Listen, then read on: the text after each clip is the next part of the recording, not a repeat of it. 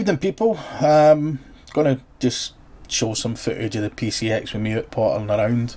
It was really nice days, so hence the short sleeves.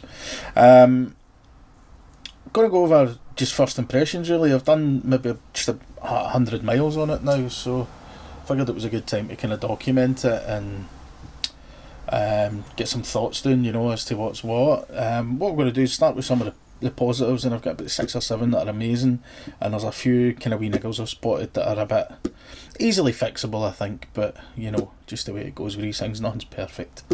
So we'll get straight into it. I can't believe how comfortable it is for such a small, and I mean small physical presence size scooter. It's mega comfy, have to admit. Plenty of legroom for me. Get 28-inch inseam.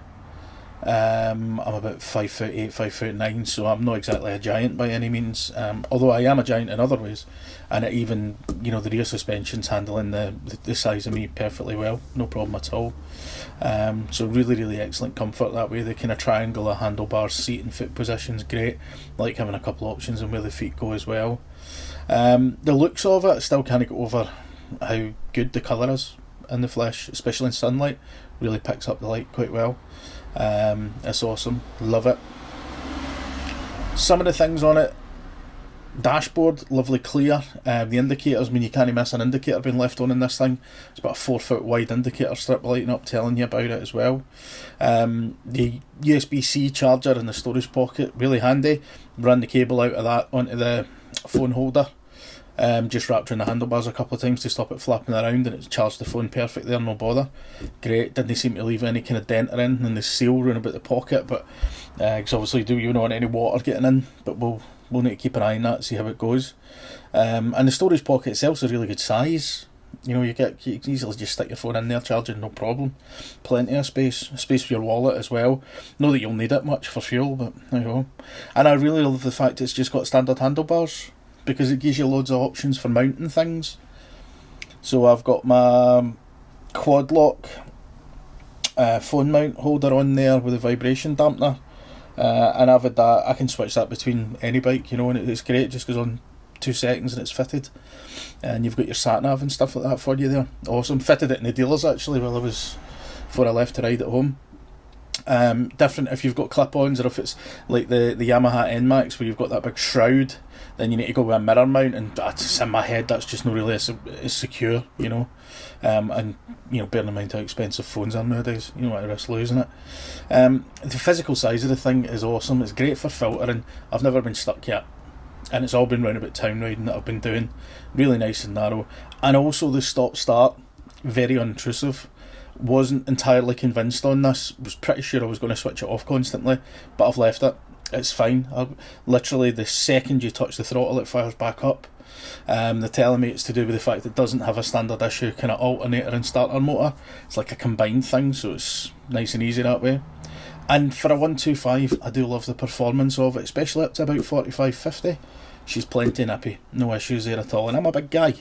It's carrying that, no bother. I've had it showing 60 or 61 on the Speedo, but that was a very short stretch of dual carriageway, about a mile long, totally flat as well. Now the downsides to it, and there is a few, and they're no massive, and to be fair, they're easy fixed. The underseat storage, it's a brilliant size. You can fit loads of stuff in it. 2 carrier bags of shopping in it, no bother at all. Can't get my helmet in it. It's just the shape of it. It's not the actual storage size, it's the storage shape that's proving the problem to get my lid in, which is a bit of a pain in the bum, but easy enough sorted, as you've seen in the videos.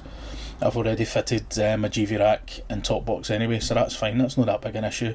And the underseat stuff is really good, especially if you're transporting something maybe a little bit more valuable. If I'm going to work, I'll tend to put my MacBook under the seat rather than the top box, because I don't think it gets quite as rough a ride on it that way. When you're fueling it up, and I have only done it once, and it didn't take much, it took about £9 odd, and given today's fuel prices, that's about 3 thimbles full. But very easy to overflow, and I've always found this with scooters. I don't really know why bikes don't do it, but maybe you just pay more attention. I don't know, easier to see. So unless you kind of really trickling it in really slow, but again, I'll get used to that. That's not a big issue. Front suspension's really crashy. Really crashy.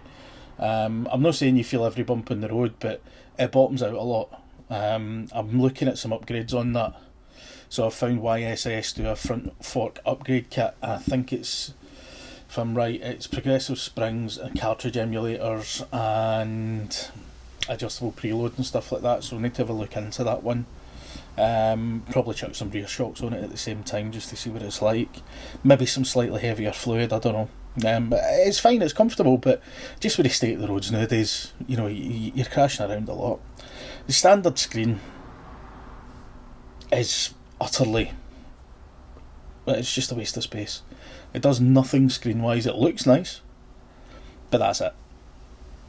So that's been replaced, as you've seen in previous videos, with the GV screen. I've got the shorter one on just now, which I'm not 100% sold on. It doesn't really seem to be making a big difference. I might trial fit the big taller one shortly, see how it goes. We also, two things I'm very, very surprised at, and these are the things that have really surprised me. And I've had scooters before, especially 125s. I've had wee Vespa 4-strokes, and you'll get 70-80 mile to the gallon easy enough out of them, no problem. I'm currently getting 122 mile to the gallon out of this wee thing, and I still can't get my brain around that amount of fuel economy. I was reading the other day, Suzuki's new one they're bringing out, 138. That's just mind-boggling. But I can't believe I can get up to 50 odd mile an hour on this and it still does 120 mile to the gallon. It's crazy. And the last thing I want to leave you on was something that I was completely not sold on. Keyless ignition, etc. Actually love it. It works really, really well. Haven't had a problem with it at all.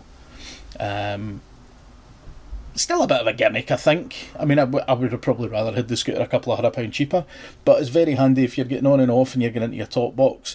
You don't need to keep switching ignition off, pulling the key out, going to the top box key, etc. Because you just got it in your pocket anyway.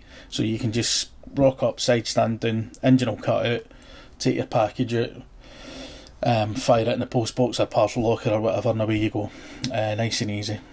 So that's that. That's the initial first impressions of it. Mostly, vastly more positive than negative. And the negatives, I think a couple of them is me, maybe rather than the bike.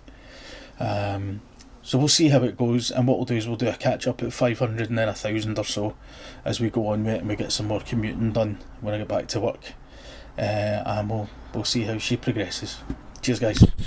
Remember, like and subscribe. Cost you nothing, means everything to me.